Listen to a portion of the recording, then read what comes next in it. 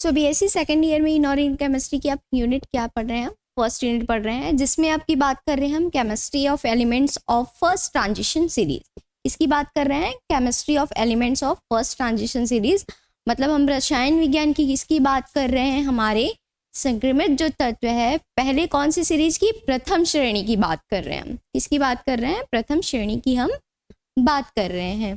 तो हमने क्या क्या पढ़ लिया था इसमें? हमने बताया था अब ट्रांजिशन सीरीज बोल रहे हैं, मतलब क्या है ये? डी ब्लॉक एलिमेंट्स है। कौन से एलिमेंट्स है? डी ब्लॉक के तत्व है ये। डी ब्लॉक के तत्व हमने मतलब क्या बोला इसमें कि डी ब्लॉक तत्व मतलब क्या होती है? क्या होता है डी ब्लॉक एलिमेंट्स? क्या होती है डी ब्लॉक एलिमेंट्स? बताइए बताइए बताइए जल्दी, डी ब्लॉक एलिमेंट्स होती क्या है? सो डी ब्लॉक एलिमेंट्स होते हैं ऐसे एलिमेंट्स जिसकी जो इलेक्ट्रॉन है वो लास्ट ऑर्बिटल किस में फिल होती है?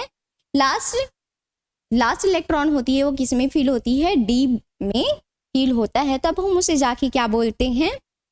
डी ऑर्बिटल एलिमेंट्स या फिर डी ब्लॉक एलिमेंट्स बोलते हैं। ठीक है, very good.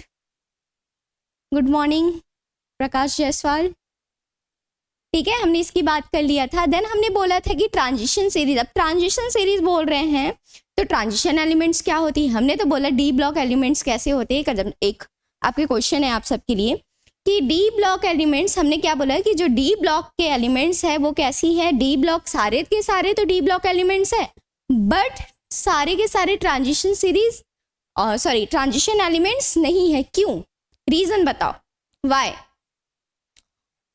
all D block elements are not transition series? Why? Reason बताइए।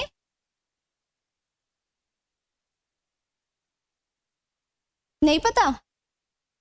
क्यों? देखो, रीजन ये है कि जितने भी क्या है डी ऑर्बिटल्स में हम इलेक्ट्रॉन जब फिल करते हैं इसमें, तो उसमें क्या होता है? मोस्टली इसमें क्या होती है कि डी ऑर्बिटल में टोटल कितने इलेक्ट्रॉन्स फिल किए जाते हैं? हम कैसे फिल करते हैं?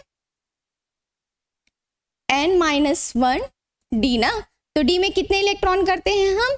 डी में 1 to 10 इलेक्ट्रॉन फिल करते हैं। कितना इलेक्ट्रॉन फिल करते हैं? 10।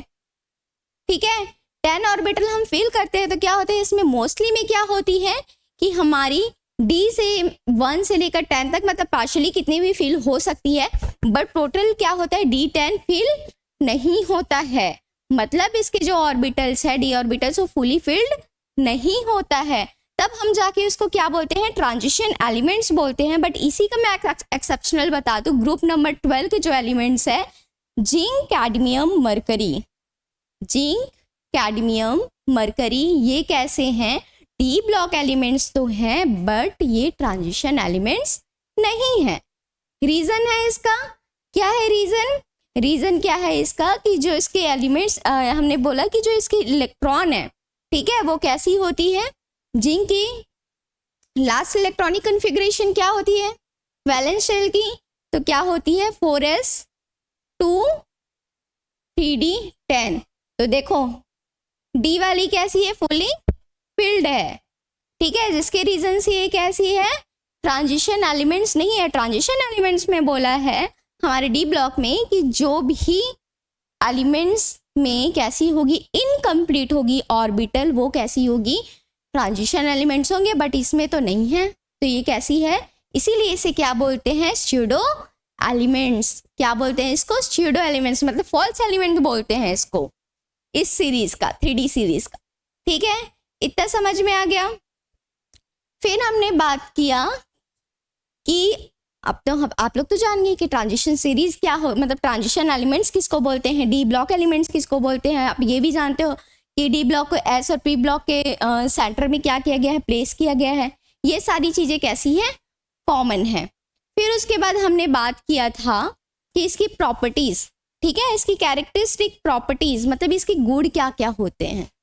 तो हमने बात की थी इलेक्ट्रॉनिक कन्फिग्रेशन, मतलब क्या? इलेक्ट्रॉनिक विन्यास की बात की थी। Atomic size and atomic radii, मतलब परमाणु का आकार और उसकी त्रिज्या कैसी होती है। ठीक है, और हमने क्या क्या बात किया था? ये कैसी है? Colourful compound, colourful complexes create करते हैं, फॉर्म करते हैं। और बोला कि ये कैटालिटिक प्रॉपर्टीज शो करता है। ठीक है, कोऑर्डिनेशन बॉन्ड बनाती है। तो ये सारी चीजें क्या है, इसकी कैरेक्टरिस्टिक प्रॉपर्टीज है जो हमें क्या करना है, एक्सप्लेन आगे अभी रीड भी करना है। ठीक है, तो हमने क्या क्या की बात कर ली थी, इलेक्ट्रॉनिक कन्फिग्रेशन की बात कर लिया था। इलेक्ट्रॉनिक कन्फिग्रेशन के बाद हमने क्या बताया था, atomic size and atomic radii का बात कर लिया था। ठीक है, हमने तीन प्रॉपर्टीज की बात कर ली थी। तो इलेक्ट्रॉनिक कन्फिग्रेशन में हमने बात किया था, इलेक्ट्रॉनिक कन्फिग्रेशन में किसकी, हमने तो बोला कि सबकी 3D में जा रही है, बट कॉपर और क्या था, क्रोमियम इसका एक्सेप्शनल था। क्या था, कॉपर एंड क्रोमियम कैसी थी, एक्सेप्शनल थी। कॉपर का कितना होता है 29 और क्रोमियम की कितनी होती है 24। क्या है ये, इसकी एटॉमिक नंबर है, परमाणु संख्या है। ठीक है, तो हमने बात किया था कि इसमें कैसी होती है, मैं लास्ट सॉल्व में लिख रही हूँ 18 तक क्या होती है, ऑर्गन। ठीक है, देन उसके बाद ये कहाँ फिल होता है, 4s किसमें, 4s1 3D कितने में आएगी, अब 24 है तो ये यहाँ पे क्या हो गया 19 हो गई, ये मतलब यहाँ पे क्या हो जाएगा 3D 5। ठीक है, यहाँ पे कैसी होगी AR 4s1 3D 10। देखो, बट होनी चाहिए इसकी कैसी इलेक्ट्रॉनिक कन्फिग्रेशन, वेरी गुड, कैसी होनी चाहिए, नॉर्मली हम बोलते हैं कि मैम होना तो चाहिए 4s2 3D कितना 4, ऐसा होना चाहिए, यही सोचते हो ना सब, कैसी होनी चाहिए, ओके एक्सेप्शनल अपवाद है, वेरी गुड। देन उसके बाद हमने बोला कि 4s2 3D 4 में जाना चाहिए, बट नहीं, ये क्या करता है, जंप करता है किसमें, पहले 3D 5 में, देन उसके बाद 4s1 में। एक इलेक्ट्रॉन क्या आता है, 4s का एक इलेक्ट्रॉन कहाँ जंप कर जाता है 3D में, कहाँ जंप कर जाता है 3D में। क्यों जंप करता है, रीजन बताओ जंप करने का। हमने बोला कि ये 4s, यहाँ 4s में 2 इलेक्ट्रॉन थे। ठीक है, इसमें क्या है 1 2 3 4। ठीक है, ऐसा होना चाहिए, बट ये ऐसा नहीं होता है। ये कैसी होती है,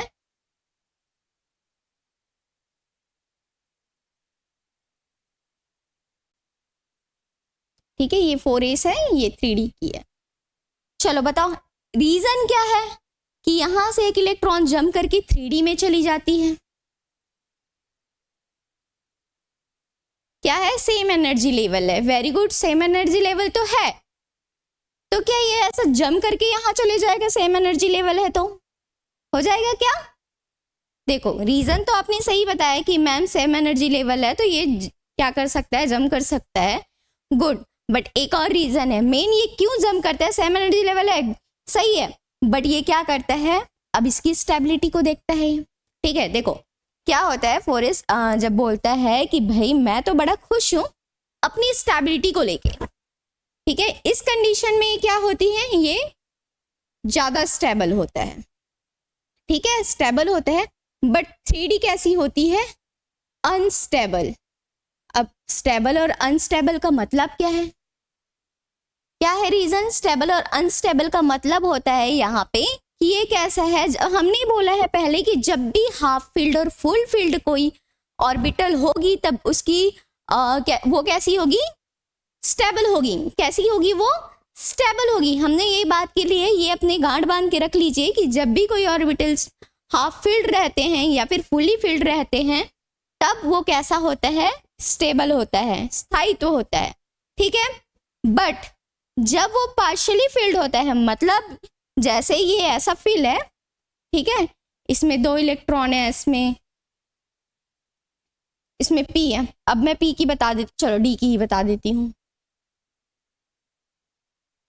ये 4s है, ये 3d है। ठीक है, हमने यहाँ 2 इलेक्ट्रॉन किया, यहाँ एक, यहाँ एक, यहाँ एक, यहाँ एक, ठीक है, फील कर दिया। तो क्या हो गया यहाँ पे, देखो ये पार्शियली फील्ड है, मतलब इसमें कोई भी एक सीरीज नहीं है, इसके रीजन से ये क्या है, अभी अनस्टेबल है। कैसी है ये, अनस्टेबल है, मतलब ये पूरी तरह से स्टेबल नहीं है। स्टेबिलिटी के कारण, वेरी गुड। हाफ फील्ड में रिएक्टिव होगा मैम, ओके रिएक्टिव तो होगा बट ये कैसी होगी, स्टेबल होगी।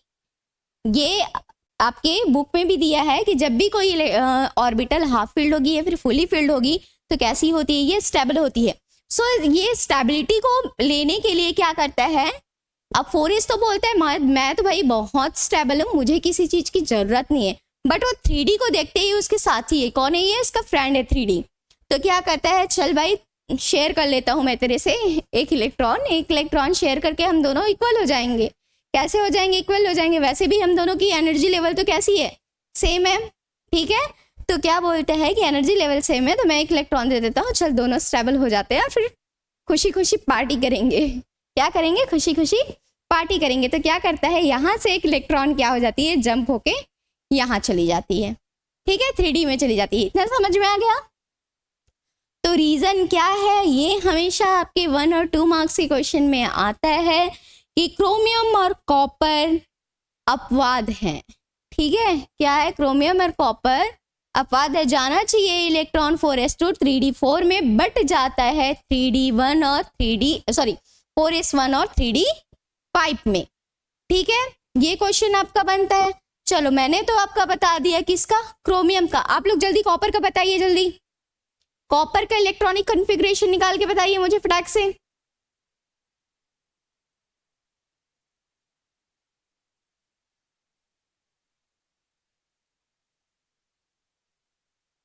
चलो कॉपर का बताओ।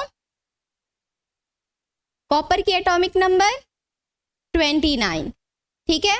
इसके इलेक्ट्रॉनिक कॉन्फ़िगरेशन की हम बात करें, ठीक है, तो कितना हो जाएगा ये 4s1 3d10, बट होना क्या चाहिए था 4s2 3d9,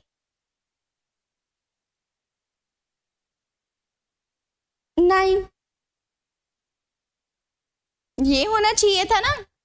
बट ये कैसा है, इस कंडीशन में स्टेबल नहीं है, ये तो स्टेबल है, ये अनस्टेबल है। सेम रीजन जैसे हमने क्रोमियम में बताया ऐसे ही इसमें आपको भी करना है। देखो इसमें एक फुली फील्ड है, सेम एनर्जी लेवल है, ठीक है, आ गया। ये सारी चीजें आप निकाल लेना, मैं आगे बढ़ती हूँ, ठीक है। एक्सेप्शनल की हमने बात कर लिया, हमने ये भी बात कर लिया कि जब फुली फील्ड रहता है तब भी क्या होता है, ये सारी रीजन तो हमने पढ़ लिया। हाफ फील्ड और फुली फील्ड की बात कर लिया है, ठीक है। उसके बाद हमने कैरेक्टरिस्टिक प्रॉपर्टीज, जो कैरेक्टरिस्टिक है, ये बताओ फर्स्ट ट्रांजिशन सीरीज में कितने एलिमेंट्स आते हैं, फर्स्ट ट्रांजिशन सीरीज में कितने एलिमेंट्स आते हैं, कितने एलिमेंट्स प्लेस किए गए हैं, कोई बताएगा? ओके, ठीक है। सो फर्स्ट ट्रांजिशन सीरीज में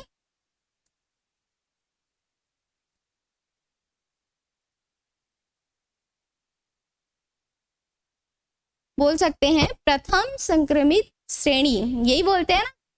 तो उसमें क्या हो जाएगा, फर्स्ट ट्रांजिशन सीरीज में कितने एलिमेंट्स प्लेस किए गए हैं, 10 एलिमेंट्स प्लेस किए गए हैं, ठीक है।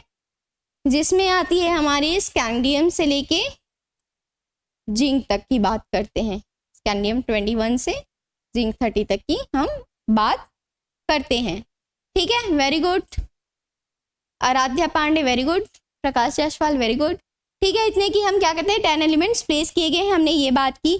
फिर इसकी इलेक्ट्रॉनिक कॉन्फ़िगरेशन हमने जान लिया, ठीक है। यहाँ पे मैं बता देती हूँ, एंड तक आप इसको बीच में बना के देख लीजिएगा।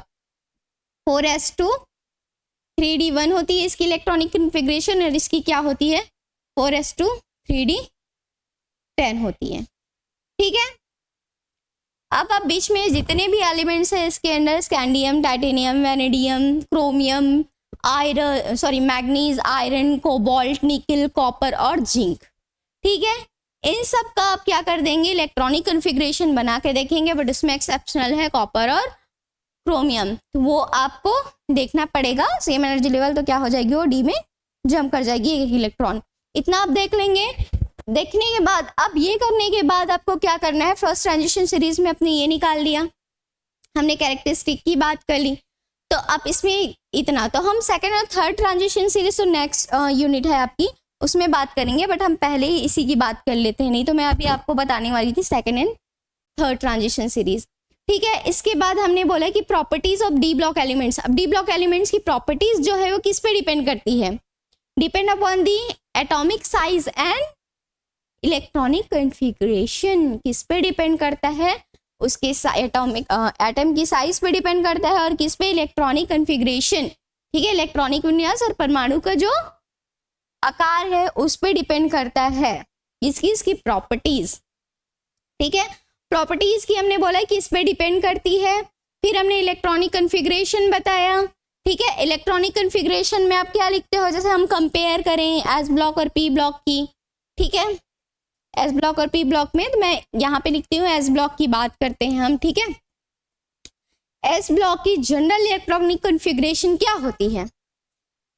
NS0 to 2 यही होता है। NS में क्या हो जाती है? दो, मतलब S में कितने? 2 इलेक्ट्रॉन हो जाते हैं। ठीक है, तो हम क्या फील करते हैं इसमें? एस ब्लॉक एलिमेंट कैसी होती है? यूनिपॉजिटिव होती है। ठीक है, यूनिपॉजिटिव होती है मतलब ये कैसी है? इलेक्ट्रोपॉजिटिव है। ठीक है, ये कैसी है? इलेक्ट्रोपॉजिटिव है। ये रीजन मैं क्यों है ये सारी चीजें भी क्या करूंगी आपको बताते जाऊंगी। ठीक है, इलेक्ट्रोपॉजिटिव है, हमने इतना बात कर लिया। पहले तो लिखो आप ये क्या है? यूनिपॉजिटिव है। कैसी है ये? यूनिपॉजिटिव है। ठीक है, देन अगर हम पी ब्लॉक की बात करें, पी ब्लॉक में हम किसकी बात कर लेते हैं? चलो हैलोजन ग्रुप की बात कर लेते हैं। ठीक है, हैलोजन ग्रुप में बात करें तो हैलोजन में कौन कौन से हैं? फ्लोरीन है, ब्रोमाइन है, आयोडीन है। ठीक है, फ्लोरीन, क्लोरीन, ब्रोमीन और आयोडीन। अगर हम इसकी बात करें तो इसकी ऑक्टेट कैसी होती है? कंप्लीट होती है क्या? नहीं, ये कंप्लीट। चलो अगर मैं फ्लोरीन की बात करूं, ठीक है, फ्लोरीन का एटॉमिक नंबर कितनी होती है? फ्लोरीन की एटॉमिक नंबर कितनी होती है? 9। तो अगर अब हम इसको इलेक्ट्रॉनिक विन्यास निकालें, ठीक है, वेरी गुड, कितनी है? 1s2, 2s2, 2p कितना होगा? 5। ठीक है, तो देखो लास्ट जो वैलेंस है, ठीक है, वैलेंस सेल है, क्या है हमारी? p, 2p, 2s तो फुल फील्ड है, क्या है हमारी? 2s फील्ड है, 2p कैसी है? एक इलेक्ट्रॉन कम है। 1 2 3 4 5। देखो यहाँ एक इलेक्ट्रॉन की क्या है? नीड है, तो ये क्या करता है? एक इलेक्ट्रॉन एक्सेप्ट करता है किसी थर्ड एटम से। ठीक है, क्या करेगा ये इलेक्ट्रॉन? 1 इलेक्ट्रॉन क्या करता है? एक्सेप्ट करता है, या फिर हम रिसीव कर सकता है, बोल सकते हैं। अभी रिसीव करने के बाद ये क्या हो जाती है? स्टेबल हो जाती है। तो हम क्या, अब जब कोई भी एटम्स या इलेक्ट्रॉन, कोई भी एटम क्या करती है? एक इलेक्ट्रॉन एक्सेप्ट करती है, तब उसमें कैसी चार्ज आ जाती है? नेगेटिव चार्ज आती है। एक्सेप्ट करने के बाद नेगेटिव, बट आप पढ़ते हो मैम एक्सेप्ट करने के बाद तो प्लस चार्ज आना चाहिए। नॉर्मली अगर हम केमिस्ट्री को ना बात करें तो हम ऐसे ही बोलते हैं, ठीक है, कि एक्सेप्ट किया है तो उसके पास ज़्यादा हो गया तो प्लस हो जाना चाहिए। बट हम केमिस्ट्री में बात करते हैं जब भी कोई इलेक्ट्रॉन एक्सेप्ट करता है, ठीक है, जब इलेक्ट्रॉन गेन करता है तो उसमें क्या हो जाता है? माइनस चार्ज आता है। इसीलिए हम बोलते हैं कि फ्लोरीन माइनस। ठीक है, पी ब्लॉक में हम क्या बोलते हैं? Fluorine minus. मैम कितने नंबर का आ गए ये क्वेश्चन? ओह, कितने मार्क्स का आएगा ये क्वेश्चन? ये क्वेश्चन आपका आता है 1 मार्क्स के क्वेश्चन में। ठीक है, ये सिली क्वेश्चंस होते हैं 1 मार्क्स से, जो बहुत ज़्यादा कंफ्यूजिंग कराता है और इससे हमारे क्या होते हैं? मार्क्स डिडक्ट हो जाता है, कट जाता है। ठीक है, तो ये सारी चीज़ें हम क्या करेंगे? जनरल है, ये आपको हमेशा याद रखना चाहिए। एक्सेप्ट करने के बाद क्या आ जाती है? ये फ्लोरीन में माइनस चार्ज लग जाता है। ठीक, ऐसे ही हम बात करें डी ब्लॉक की, तो डी ब्लॉक में हम किसकी बात कर लेते हैं? स्कैंडियम की। चलो मैं पेन चेंज कर लेती हूँ तो आपको, ठीक है, मैं स्कैंडियम की बात करती हूँ। इसकी एटॉमिक नंबर 21, इलेक्ट्रॉनिक कन्फिग्रेशन हम निकालेंगे तो कितना हो जाएगा? AR 3D1 और 4s में 2 इलेक्ट्रॉन। तो लास्ट ऑर्बिटल की हम बात करते हैं, ये है हमारा 4s में 2 कंप्लीट है।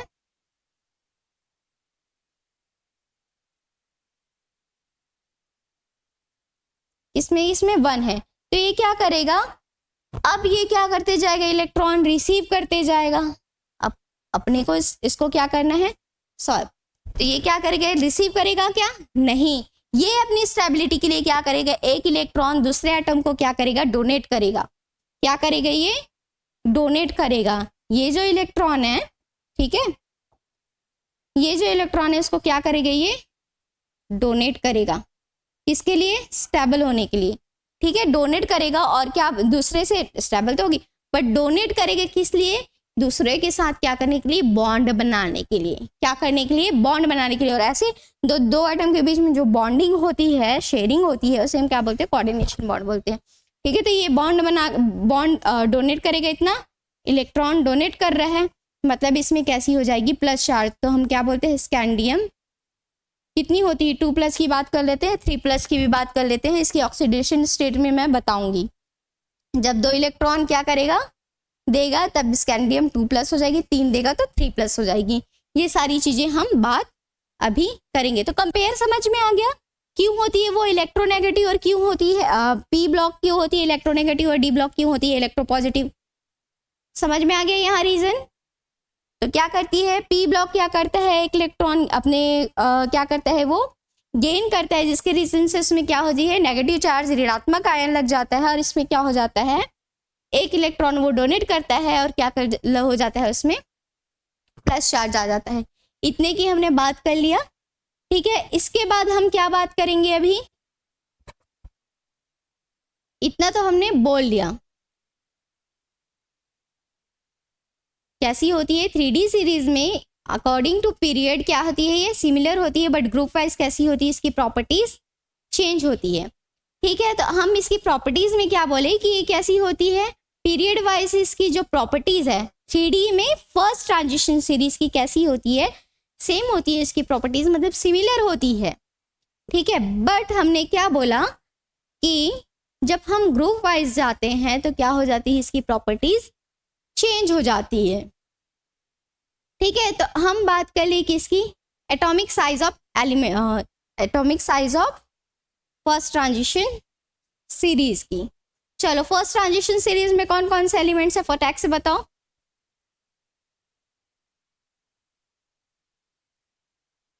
क्या क्या है, स्कैंडियम है, टाइटेनियम है, वेनेडियम है, क्रोमियम है, मैग्नीज है, आयरन है, कॉपर, सॉरी कोबाल्ट, निकल, कॉपर एंड जिंक, ठीक है। इतना समझ में आ गया। अब देखते हैं इसकी एटॉमिक नंबर कितनी होती है इसकी, 21, 22, 23, 24, 25, 26, 27, 28, 29 एंड 30, ठीक है। इतना बात कर लिया हमने। देखो इसको याद करने का जो ट्रिक है वो क्या है, साइंस टीचर, क्या बोला हमने,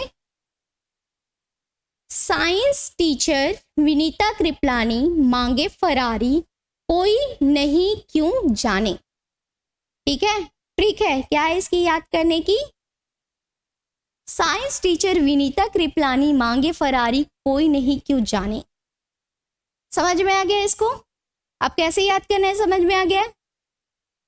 अब इसकी हम इलेक्ट्रॉनिक कॉन्फ़िगरेशन तो हमने बोल दिया कि लेफ्ट टू राइट जाने पे कैसी होती है, जब 3D सीरीज में क्या करते हैं हम, ये लेफ्ट साइड है, ठीक है, लेफ्ट टू राइट जाते हैं तो क्या हो जाती है, ये थोड़ी सी इसकी साइज कैसी हो जाती है, कैसी हो जाएगी, इसकी साइज थोड़ी सी बड़ी रहती है, बड़ी रहती है क्या, थोड़ी सी इसकी बड़ी रहती है।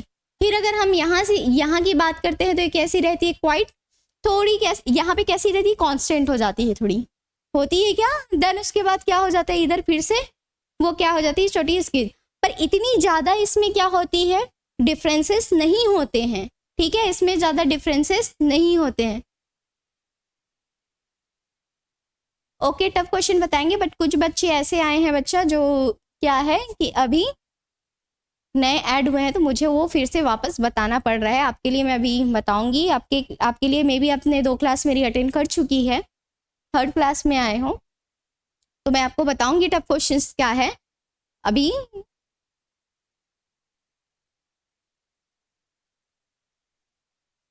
ठीक है, चलो फिर मैं जंप करती हूँ कहाँ आपके। मैंने तो बोल दिया था कि इसकी प्रॉपर्टीज में एटॉमिक साइज में हमने बात किया था, एटॉमिक साइज और आयनिक रेडियाई में बात किया था किसकी, along the period of series. ठीक है, अलोंग द पीरियड सीरीज में बात किया था, और हमने सेकंड बात किया था along the period of sorry along the group. इसकी प्रॉपर्टीज की हम बात करते हैं तो फर्स्ट हमने बोला था अलोंग द पीरियड बात करते हैं किसमें, सीरीज में। ठीक है, दूसरी हमने बोली थी कि क्या करते हैं, अलोंग द ग्रुप की बात करते हैं।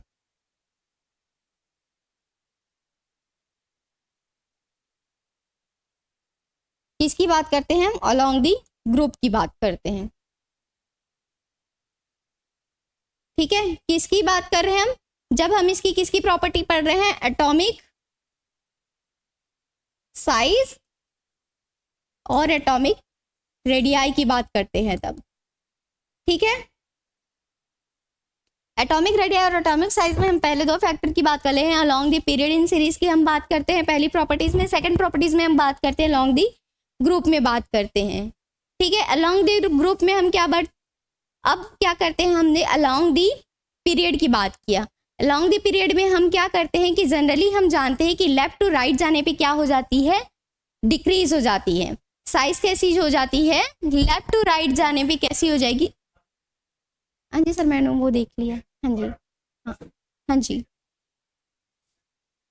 Okay sir.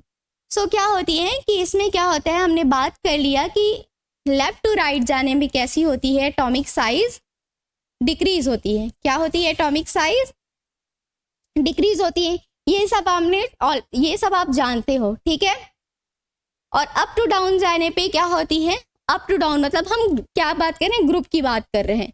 Up to down जाने पे क्या होती है, एटॉमिक साइज कैसी होती है, इंक्रीज होती है। ये सब अब जनरली सब लोग जानते हैं, पर रीजन जानते हैं इसका क्या है, क्योंकि इसके जो एटम के न्यूक्लियस होते हैं, ठीक है, और क्या होती है जो इनके वैलेंस शेल होती है, वहां से लाइक मैं ये बता देती हूँ, शील्डिंग इफेक्ट। एक क्वेश्चन आती है आपकी, शील्डिंग इफेक्ट क्या होती है, शील्डिंग इफेक्ट। मान लो ये आपकी 3D है, ये 4s है। ठीक है, अब स्कैंडियम की बात कर लेते हैं, 3D1 4s2। तो यहाँ पे कितने इलेक्ट्रॉन है, एक इलेक्ट्रॉन, यहाँ पे कितने, दो इलेक्ट्रॉन हैं। तो पहले एटॉमिक रेडियाई क्या होती है, न्यूक्लियस से किसी मतलब एक इलेक्ट्रॉन से दूसरे इलेक्ट्रॉन की जो डिस्टेंस होती है उसमें हम क्या बोलते हैं, एटॉमिक रेडियाई की डिफरेंसेस हम क्या पढ़ते हैं एटॉमिक रेडियाई की हम क्या करते हैं, बात करते हैं। फिर हमने बोला कि क्या होती है, ये क्या करता है, अपनी तरफ न्यूक्लियस क्या करता है, वैलेंस सेल को क्या करती है, अपनी तरफ अट्रैक्ट करता है। क्या करता है, अपनी तरफ अट्रैक्ट करता है। तो यहाँ पे एक इफेक्ट, एक क्या होती है, एक शील्डिंग इफेक्ट क्या करता है, काम करता है, एक लेयर वर्क करती है यहाँ पे। ठीक है, जिसको हम क्या बोलते हैं, शील्डिंग इफेक्ट। तो ये क्या करता है, शील्डिंग इफेक्ट जो क्या करेगा, देखो अब बाहर का इसके बीच में एक लेयर है तो थोड़ी ना इतनी जल्दी आसानी से नीचे आ जाएगी, नहीं ना। तो ये क्या करता है, अपने बस शील्डिंग का काम करता है एक, जिससे ये इलेक्ट्रॉन यहाँ से नहीं हो, तो ये क्या कर देता है, इसको रिपल कर देता है, क्या कर देता है, वापस भेज देता है, समझो। ठीक है, विकर्षित करता है, इसे रिपल कर देता है। रिपल करता है तो ये क्या कहते हैं, इतनी रिपल्शन तो इसमें नहीं हो सकती, क्यों, क्योंकि अब इसके इनर में ये क्या है, इसकी इनर शेल है। ठीक है, 3D इसकी इनर शेल है और ये कैसी आउटर सेल है। न्यूक्लियस में हमें क्या होते हैं, इफेक्टिव न्यूक्लियर चार्ज होती है, क्या होती है, इफेक्टिव न्यूक्लियर चार्ज होती है, जिसे हम क्या बोलते हैं, जेड इफेक्ट। क्या बोलते हैं, जेड इफेक्ट भी बोलते हैं। ठीक है, इतना समझ में आ गया। फिर ये क्या करेंगे, यहाँ पे ये क्या है, हमारी शील्डिंग है, क्या है ये, शील्डिंग इफेक्ट है। ओके सर जी, ओके सर। जी सर। कौन कौन इसमें से कौन कौन बच्चे हिंदी मीडियम से हैं? हैंड रेज कीजिए। हिंदी मीडियम के बच्चों को क्या समझ में आ रहा है? ये समझ में आ रहा है क्या हिंदी मीडियम के बच्चे? कोई बताएंगे कोई हिंदी मीडियम से है इसमें?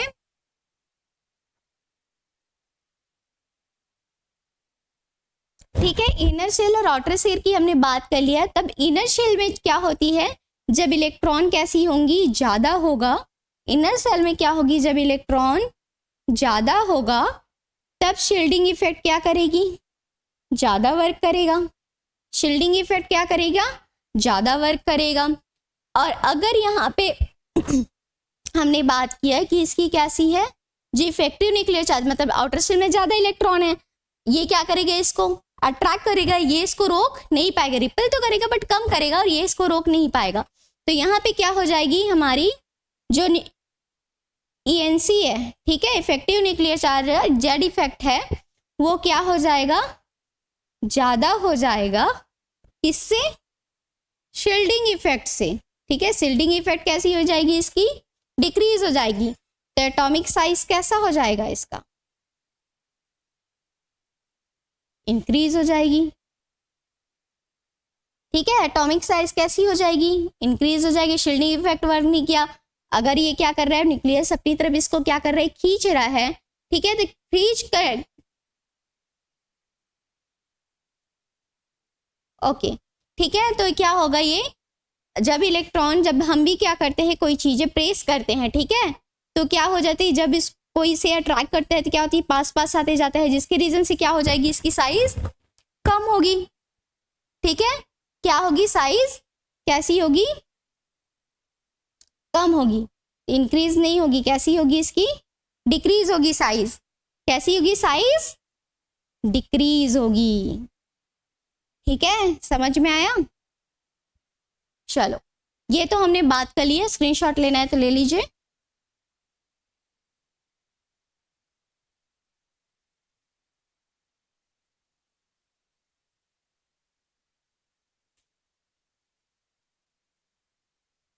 चलो, अब हम क्या बात करेंगे? सेकंड बात करेंगे अलोंग द ग्रुप।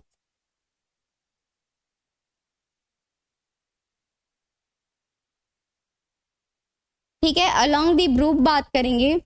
तो टोटल आप बताइए कितने ग्रुप इसमें प्रेजेंट है? 3 to 12 तक के क्या होते हैं? डी ऑर्बिटल के हैं। कहाँ तक? 3 से लेकर के 12 तक। ग्रुप नंबर 3 to 12 तक क्या होते हैं? 3D, मतलब आपके क्या है? डी ब्लॉक एलिमेंट्स के अंदर आते हैं। ठीक है, इतना समझ में आ गया। देन उसके बाद हमने बोला कि अलोंग द ग्रुप, तो ग्रुप में हम क्या बात करेंगे? अप टू डाउन की बात करेंगे। ठीक है, यहाँ पे लिख देती हूँ टॉप टू बॉटम। ठीक है, टॉप टू बॉटम की भी बात करेंगे। तो टॉप टू बॉटम जाने से क्या हो जाएगी? इसकी साइज क्या हो जाएगी? साइज इंक्रीज हो जाएगी। क्यों? क्योंकि क्या हो जाएगी? यहाँ पे शील्डिंग इफेक्ट इंक्रीज हो जाएगा, और जो आपकी जेड इफेक्ट है वो कैसी हो जाएगी? डिक्रीज हो जाएगी। तब ये क्या हो जाएगा? इसका साइज कैसी हो जाएगी? इंक्रीज हो जाएगी। ठीक है, कैसी हो जाएगी? साइज इंक्रीज हो जाएगी। ठीक है, जैसे हमने बात किया स्कैंडियम। ठीक है, स्कैंडियम से हमने बात किया, साइंस टीचर विनीता कृपलानी, मांगे फरारी कोई क्यों नहीं जाने। देन उसके बाद आपकी नीचे की जो लाइन है 4D सीरीज।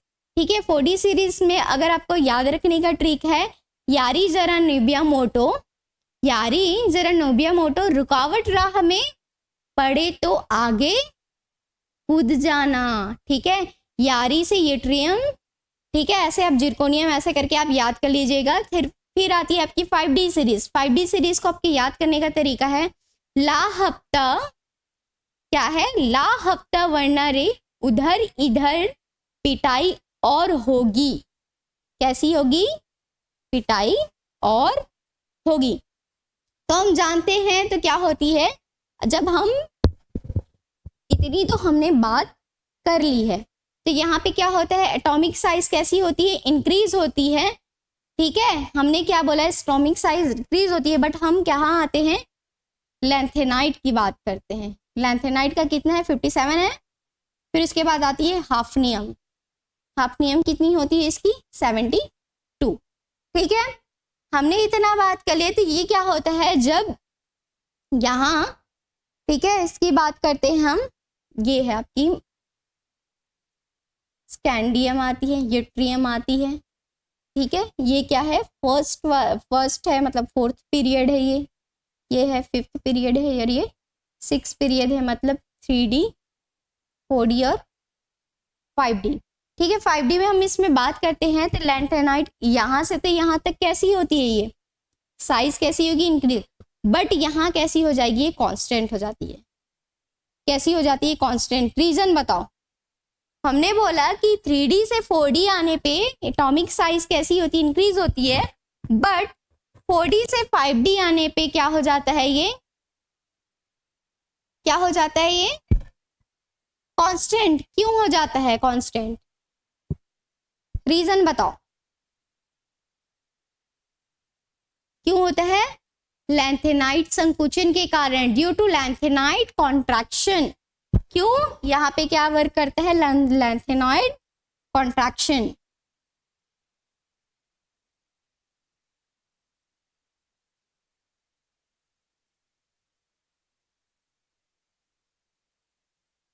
ठीक है, लैंथेनाइट कॉन्ट्रैक्शन। अब क्वेश्चन आता है, व्हाट इज लैंथेनाइट कॉन्ट्रैक्शन?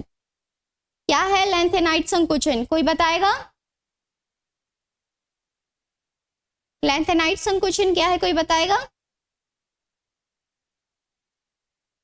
देखो, हमने बात किया कि यहां से यहां तक, ठीक है, लैंथेनाइट से हाफनियम तक क्या होते हैं? 14 इलेक्ट्रॉन और प्लेस किए गए। कितने? 14 इलेक्ट्रॉन प्लेस किया गया है यहाँ पे। ठीक है, जिसे हम क्या बोलते हैं? Lanthanide group. ठीक है, क्या बोलते हैं? Lanthanide group. Very good. आकार कम हो जाता है। ठीक है, आकार तो कम होगा, और भी बताएंगे कांस्टेंट क्यों होता है। ठीक है, हमने बात कर ली किसकी? इसकी। तो क्या हो जाता है? ये लैंथेनाइट 57 to 72 हमने बात कर ली है, 14 है। तो इसमें क्या हो जाएगी? लास्ट इलेक्ट्रॉन क्या करेंगे? एंटर। इसमें कैसे करते हैं? n-2f। ठीक है, n-2 में हम क्या करते हैं? इलेक्ट्रॉन पहले इसमें हम क्या करते हैं? एंटर होता है, मतलब हम फिल कराते जाते हैं इसमें इलेक्ट्रॉन। सो इसकी स्क्रीनिंग इफेक्ट हम बात करते हैं। ठीक है, तो अब पहले बता देती हूँ लैंथेनाइट संकुचन क्या होता है। पहले ही लैंथेनाइट कॉन्ट्रैक्शन क्या होती है? Due to poor screening provided by F electrons, Z effect on outer shell decreases, as a result of which sizes will be decreases. ठीक है, इसका मतलब ये है कि क्या होती है? एफ की क्या होती है? जो शील्डिंग पावर है वो कैसी हो जाती है? कम हो जाती है। कैसी हो जाती है? कम हो जाती है कि ज्यादा होगी? आउटर शील्ड की ज्यादा हो जाएगी। चलो, अब मैं ये रीजन बताती हूँ। ठीक है, लैंथेनाइट कॉन्ट्रैक्शन हमने बोला, तो ये मैं आगे बढ़ जाती हूँ आपके, थोड़ा सा यहाँ चली जाती हूँ मैं। लैंथेनाइट कॉन्ट्रैक्शन की हमने बात कर रहे हैं। ठीक है, ये मान लो आपकी न्यूक्लियस है। ठीक है, ऐसे आपके शेल रहते हैं। ठीक है, हमने पहले ही बोला है कि एस और पी ब्लॉक के जो क्या होते हैं? स्क्रीनिंग, जो शील्डिंग पावर होती है वो कैसी होती है? ज़्यादा होती है। और डी और एफ की कैसी होती है? लो होती है। ठीक है, कम होती है। इतना हमने बात कर लिया, हम ये सब जानते हैं। ठीक है, तो हमने क्या बोला कि एफ ब्लॉक की तो हमने बात कर ही रहे हैं। ठीक है, तो एफ ब्लॉक अगर हम बात कर रहे हैं तो क्या होता है? नंबर ऑफ शेल भी क्या हो जाएगी? नए शेल ऐड हो जाएंगे। क्या हो जाएगा? न्यू शेल ऐड हो जाएगा। मतलब एक और ऑर्बिटल क्या हो जाएगी? एक और ऐड होते जाएंगे ना इसमें। क्या हो गया? न्यू शेल क्या हो गया? यहाँ पे ऐड हो गया। तो मान लो यहाँ पे कैसे 4s में तो 2 इलेक्ट्रॉन जा सकते हैं, बट हम एफ ब्लॉक में भी कर रहे हैं। एफ ब्लॉक में टोटल कितने इलेक्ट्रॉन हम फिल कर सकते हैं? 14 इलेक्ट्रॉन फिल कर सकते हैं। तो चलो ये मैं बता देती हूँ, इसमें 2 इलेक्ट्रॉन हमने फिल किया, और ये क्या है? हमारी एफ सेल है, और ये क्या है?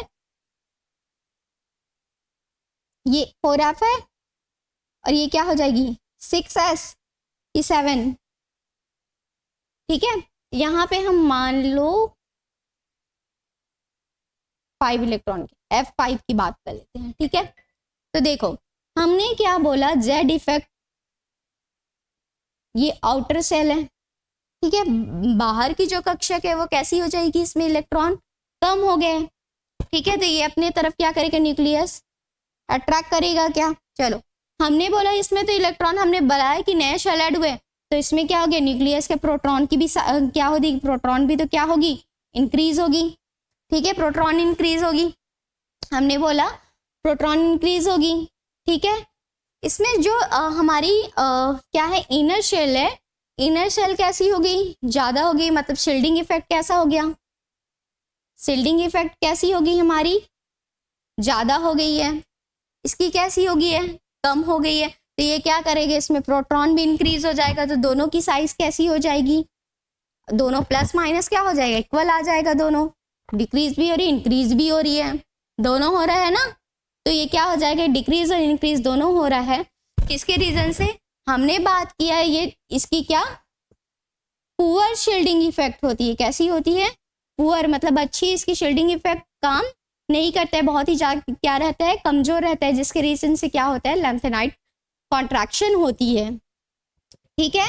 प्रोटॉन इंक्रीज मतलब शील्डिंग इफेक्ट इंक्रीज हो रही है, और साइज कैसी हो रही है, इसकी डिक्रीज हो रही है। साइज कैसी हो रही है, एटॉमिक साइज डिक्रीज हो रही है इस कंडीशन में, ठीक है। हमने बात किया, पर हमने बात किया कि कैसी होती है ये इसकी पुअर शील्डिंग होती है, रिपेल तो होता है बट ये क्या करता है, रोक नहीं पाता है, जिसके रीजन से इसकी साइज भी कैसी होती है, क्या हो जाती है, इंक्रीज हो जाती है। तो डिक्रीज हो रही है, इंक्रीज हो रही है, मतलब ये दोनों कैसे हो जा रहे हैं, कांस्टेंट हो जा रहा है, ठीक है। क्या हो जा रहा है, कांस्टेंट हो जा रहा है। तो हमने क्या बात किया कि हम 3D से क्या हो जाते हैं, 4D में जाते हैं, तो एटॉमिक साइज क्या हो जाती है, इंक्रीज हो जाती है। बट हम 4D से 5D की तरफ मूव करते हैं, तो इलेक्ट्रॉनिक जो एटॉमिक साइज है कैसी हो जाती है, कांस्टेंट हो जाती है। किसके बाद, आफ्टर लैंथेनाइट ग्रुप के बाद, लैंथेनाइट के ग्रुप के बाद। रीजन क्या है कि एफ इलेक्ट्रॉन की जो शील्डिंग पावर है वो कैसी हो जाती है, शील्डिंग इफेक्ट जो है वो कैसी हो जाती है, कम हो जाती है, ठीक है। इतना हमने बात कर लिया। अब हम क्या बात करेंगे, नए प्रॉपर्टीज की बात करेंगे। ओके, एक बार और देखो, हमने बोला कि क्या होती है, हमने बताया कि जो एलिमेंट्स है, मतलब ए ब्लॉक के एलिमेंट्स जितने भी हैं उसमें क्या हो जाती है, पुअर शील्डिंग पावर होती है। कैसी होती है, उसकी शील्डिंग पावर कम होती है। ये तो रीजन है आपके पास। हमने बोला कि आउटर शेल के इलेक्ट्रॉन, मतलब हम क्या कर रहे हैं, ए ब्लॉक मतलब नया शेल ऐड कर रहे हैं, मतलब क्या हो जाएगी, न्यूक्लियस में प्रोटॉन की भी नंबर कैसी होती जाएगी, इंक्रीज होते जाएंगे। 14th यूनिट ऑफ प्रोटॉन भी क्या हो जाएगा, इसमें ऐड हो जाएगा।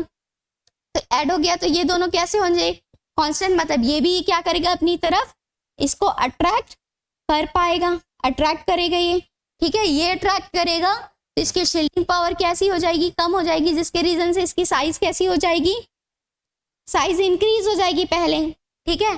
फिर हमने बात किया कि इसके बाद इसकी, ठीक है, अगर हम इसकी बात नहीं करते तो इसमें क्या हो जाएगी, ये क्या करेगा, शील्डिंग इफेक्ट अपना दिखाएगा। तो इसको क्या करेगा, आउटर शेल को इसको सिकुड़ने के लिए क्या करेगा, रिपेल करते जाएगा, रिपेल करते जाएगा, जिसके रीजन से क्या हो जाएगी, जो इसके शील्डिंग इफेक्ट क्या हो जाएगी, इंक्रीज हो जाएगी, और जिसके रीजन से क्या हो जाएगा, हमारी जो जेट इफेक्ट है, ठीक है, वो कैसी हो जाएगी, डिक्रीज हो जाएगी। तो हमारी एटॉमिक साइज कैसी हो जाएगी, एटॉमिक साइज भी कैसी हो जाएगी, डिक्रीज हो जाएगी। अगर हम बात करें इसमें तो क्या होता है, ये प्रोटॉन भी बढ़ रहे हैं, मतलब ये कार्य करेगा, आउटर शेल को अपनी तरफ अट्रैक्ट करेगा, जिसके रीजन से क्या हो जाएगी, पुअर शील्डिंग पावर, ठीक है। इसकी शील्डिंग इफेक्ट कैसी हो जाएगी, डिक्रीज हो जाएगी, और जो जेट इफेक्ट है वो कैसी हो जाएगी, इंक्रीज हो जाएगी, जिसके रीजन से साइज भी कैसा हो जाएगा, इंक्रीज हो जाएगा। मतलब क्या हो रहा है, इसमें इंक्रीमेंट भी हो रहा है, डिक्रीमेंट भी हो रहा है, जिसके रीजन से क्या हो जाएगा, कांस्टेंट हो जाएगा, ठीक है। समझ में आया, ये आया प्रकाश समझ में।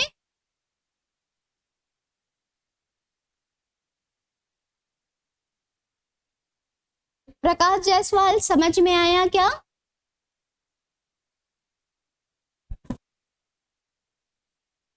ठीक है। अब हम पढ़ने वाले हैं क्या, इसकी थर्ड है आयोनाइजेशन पोटेंशियल। किसकी बात करेंगे हम, आयोनाइजेशन पोटेंशियल की बात करते हैं। अब चलो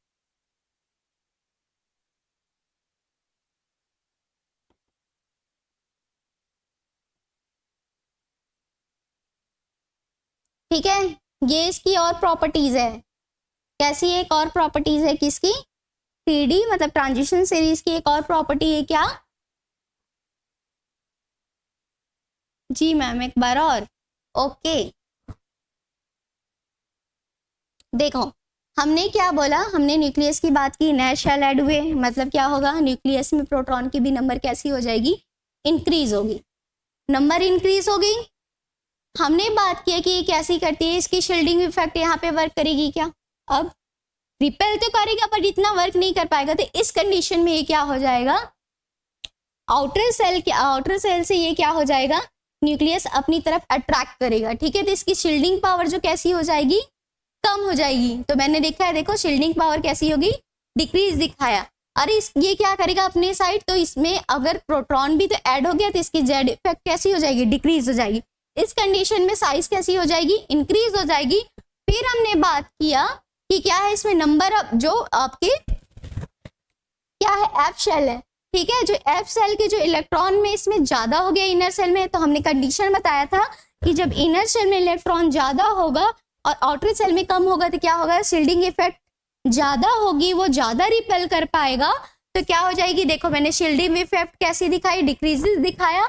जेड इफेक्ट कैसा होगा, यहाँ पे इतना काम नहीं कर पाएगा, तो क्या हो जाएगी, इंक्रीज। तो क्या हो रहा है इसमें, डिक्रीमेंट भी हो रही है, इंक्रीमेंट भी हो रही है, मतलब बढ़ भी रहा है और कम भी हो रहा है, जिसके रीजन से क्या हो जाएगा, इसकी जो एटॉमिक साइज है वो कैसी हो जाएगी, कांस्टेंट हो जाएगी। कैसी हो जाएगी, कांस्टेंट हो जाएगी। अब समझ में आया?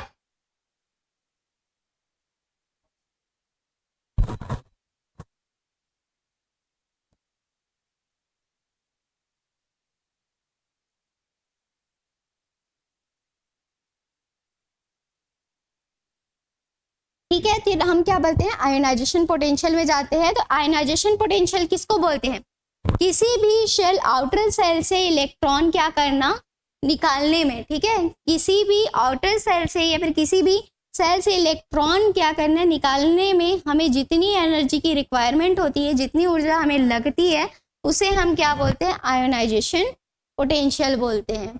क्या बोलते हैं, आयोनाइजेशन पोटेंशियल बोलते हैं। ठीक है, सो इंग्लिश मीडियम के लिए लिख लो, the amount of energy required to remove a electron from the outermost shell of the neutral atom. किसी भी न्यूट्रल एटम से क्या करना, एक इलेक्ट्रॉन निकालने के लिए हमें जितनी एनर्जी की जरूरत पड़ती है उसे हम क्या बोलते हैं, आयनन विभव। क्या बोलते हैं हम, आयनन विभव बोलते हैं। ठीक है, जितनी आयनाइजेशन पोटेंशियल ज्यादा होगी, ठीक है, किसी भी एटम की आयनाइजेशन पोटेंशियल जितनी ज्यादा होगी, उतना ही उस इलेक्ट्रॉन को निकालने के लिए क्या होगा, ज्यादा एनर्जी की हमें जरूरत पड़ेगी। क्या होगी, ज्यादा एनर्जी की हमें जरूरत पड़ेगी। ठीक है, चलो अब तो ये मैं समझा देती हूँ। ठीक है, अब मैं आपको ये समझाती हूँ। ठीक है, मान लो ये आपकी कोई एटम है। ठीक है, एटम का न्यूक्लियस है, ये आपकी क्या है, एटम है। यहाँ पे भी आपके इलेक्ट्रॉन सेम एनर्जी है। ठीक है, यहाँ पे भी इलेक्ट्रॉन है, यहाँ पे भी इलेक्ट्रॉन हमने कर दिया। तो यहाँ न्यूक्लियस से जो आउटर मोस्ट सेल की डिस्टेंस है, क्या है, इसकी जो डिस्टेंस है उसकी हम बात करेंगे क्या, नहीं।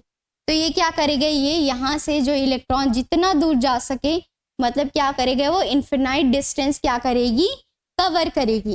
क्या करेगी, वो इन्फिनाइट डिस्टेंस क्या करेगी, कवर कर लेती है, मान लो। ठीक है, तो ये जितनी ज्यादा दूर होगी इस न्यूक्लियस से, तो क्या होगा, उतने ही ज्यादा क्या हो जाएगा, हमें इजी हो जाएगा वहां से इलेक्ट्रॉन क्या करने के लिए, निकालने के लिए। मतलब यह मतलब इतनी इन्फिनाइट डिस्टेंस में चला जाएगा कि इसकी आयोनाइजेशन पोटेंशियली कैसी हो जाएगी, कम हो जाएगी, या तो नहीं होगी। तो क्या हो जाएगा, हमें आउटर सेल से इलेक्ट्रॉन निकालने में क्या हो जाएगी, हमें इजी हो जाएगा। ठीक है, सो इसकी फैक्टर अफेक्टिंग की हम बात कर लेते हैं पैसे कि आयोनाइजेशन पोटेंशियल की किस पे डिपेंड करता है, ये क्या है, इसकी फैक्टर पहला है साइज ऑफ एटम। क्या है, साइज ऑफ एटम, और सेकंड है इलेक्ट्रॉनिक कॉन्फ़िगरेशन। तो हम साइज ऑफ एटम की बात करते हैं, तो साइज ऑफ एटम पे हम क्या बात करेंगे कि क्या हो जाएगी, जब डिस्टेंस इंक्रीज होगी किसके बिटवीन, बैलेंस सेल और न्यूक्लियस के बिटवीन जब डिस्टेंस कैसी हो जाएगी, बढ़ जाएगी, इसकी जब दूरियां बढ़ जाएगी तो क्या हो जाएगा, इसकी साइज जो है कैसी हो जाएगी, डिक्रीज हो जाएगी।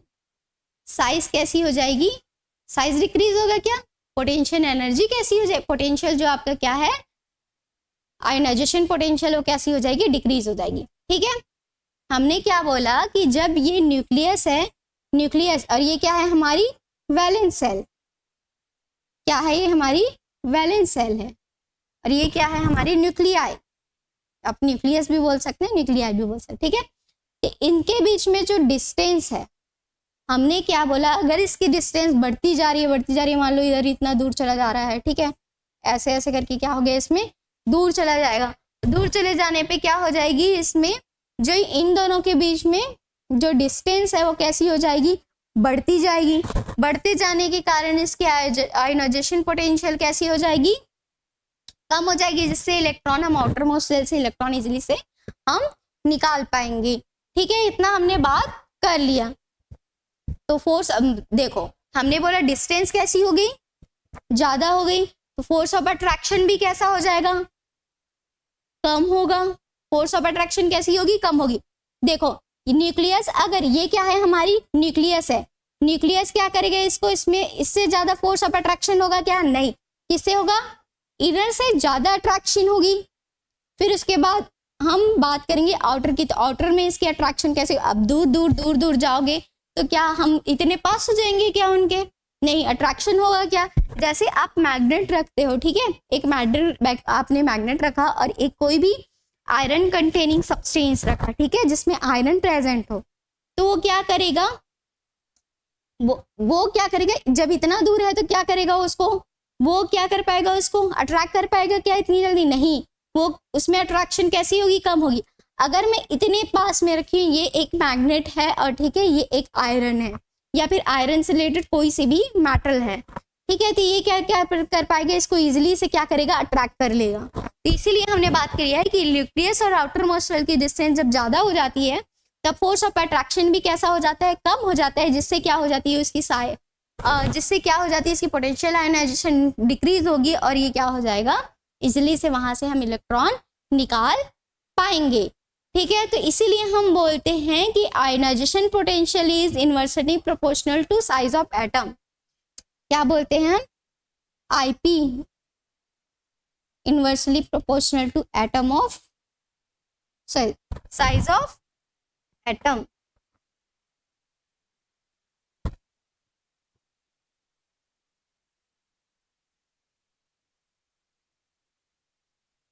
ठीक है, इतने की हमने बात किया। क्या आयनाइजेशन मतलब आयना विभव क्या होती है, व्युत्क्रमानुपाती होती है किसके, परमाणु आकार के। ठीक है, इतना समझ में आ गया।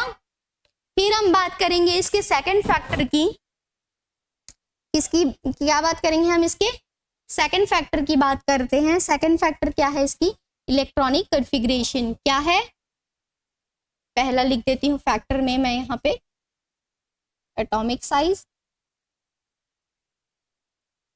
ठीक है, दूसरी क्या है इसकी,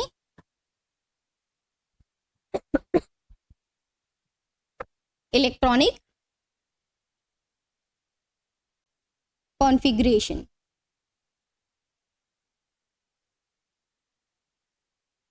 ठीक है, इलेक्ट्रॉनिक कॉन्फ़िगरेशन। इतना समझ में आया क्या, आयनाइजेशन पोटेंशियल क्या होता है, आयनाइजेशन पोटेंशियल किस फैक्टर पे वर्क करता है या फिर किस पे डिपेंड करता है। ठीक है, फैक्टर अफेक्टिंग में हमने क्या क्या बात की लिया कि आयनाइजेशन पोटेंशियल किस फैक्टर पे डिपेंड करता है, एटॉमिक साइज पे। इलेक्ट्रॉनिक कॉन्फ़िगरेशन में एटॉमिक साइज पे हमने बात कर लिया। अब हम क्या बात करेंगे, इलेक्ट्रॉनिक कॉन्फ़िगरेशन में हम बात करेंगे। तो क्या ये समझ में आया क्या,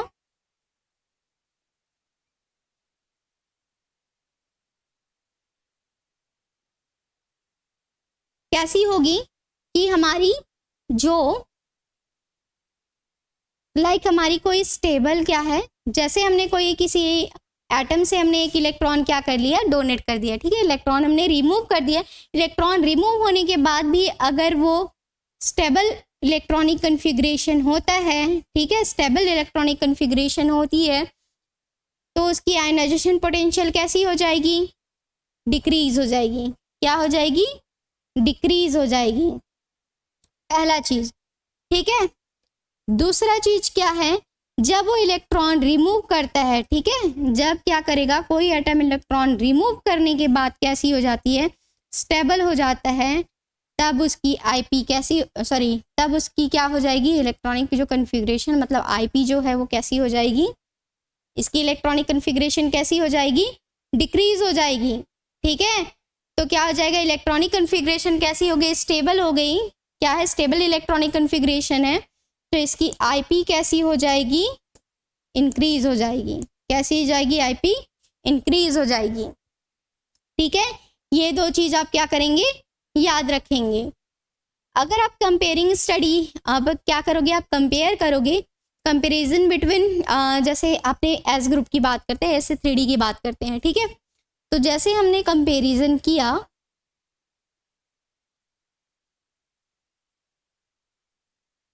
देखो एस ब्लॉक में क्या है? कैल्शियम, कैल्शियम की एटॉमिक नंबर 20 होती है, ठीक है। क्या होती है? 20 होती है। तो हमने बोला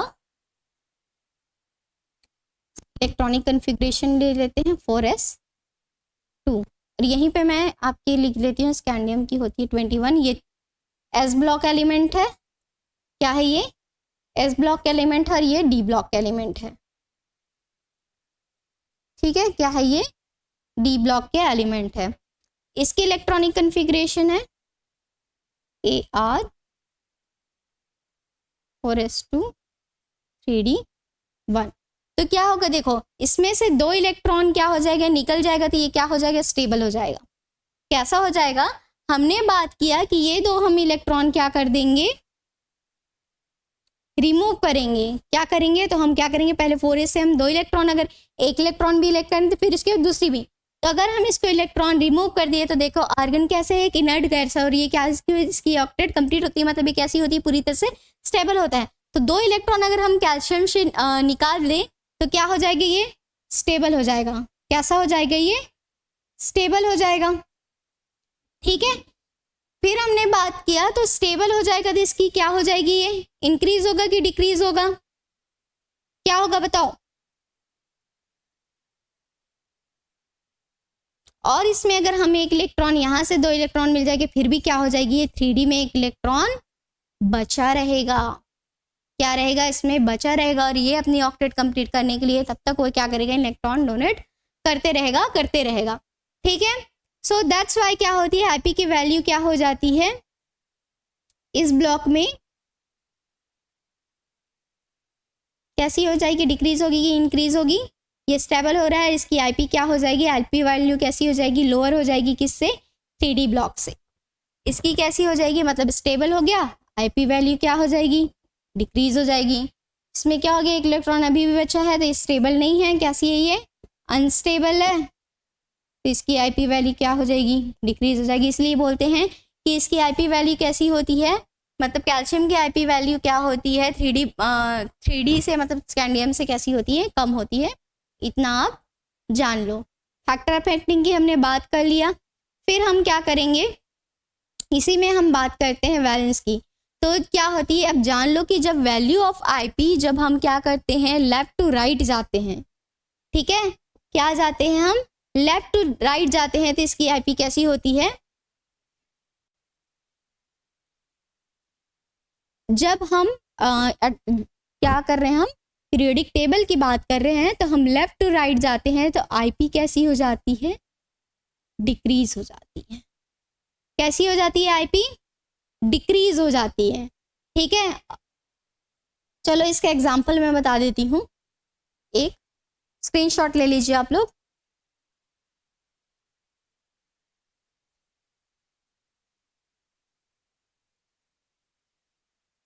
ठीक है। फिर हमने बात किया है कि एग्जाम्पल बता देती हूँ मैं आपकी, क्रोमियम की बता देती हूँ। क्रोमियम 24 कितना होता है इसका? 4s1 3d5, यही लिखते हैं हम। लास्ट सब शेल में कितनी है इसके इलेक्ट्रॉन, इतना। ये कैसी है, पूरी तरह से हाफ फिल्ड होगी। हाफ फिल्ड होगी क्या, जब हम क्या करेंगे, पहला इलेक्ट्रॉन यहाँ से रिमूव करेंगे, क्या करेंगे, इलेक्ट्रॉन रिमूव करेंगे 4s से, पहले क्या हो जाएगी, स्टेबल हो जाएगी क्योंकि इसमें हाफ फील्ड है।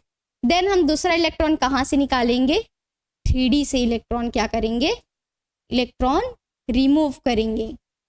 ठीक है, पहला क्या किया हमने, 4s से एक इलेक्ट्रॉन किया, दूसरे से हमने क्या किया, 3d से एक इलेक्ट्रॉन किया। तो ये कैसी हो जाएगी, पहले तो क्या हो जाएगा, जब हम इससे 4s से एक इलेक्ट्रॉन निकाले तो ये कैसी हो जाएगी, स्टेबल हो जाएगी। कैसी हो जाएगी, पहले स्टेबल हो जाएगी। फिर हम अगर इससे 3d5 से, ये कैसी है, स्टेबल है, स्टेबल से हम इलेक्ट्रॉन निकाल लेंगे तो कैसी हो जाएगी, ये पार्शियल फील्ड हो जाएगी। पार्शियल फील्ड होने के रीजन से कैसा हो जाएगा, अनस्टेबल हो जाएगा। हाँ जी सर, एक और है, इसके बाद यहीं से मैं स्टॉप करूंगी रिएक्टिविटी बता के। ओके सर, ठीक है, ओके, थैंक यू स्टूडेंट। सो आज के लिए इतना ही क्लास, नेक्स्ट आगे मैं इसकी रिएक्टिविटी को आपको कल बताऊंगी। जी सर।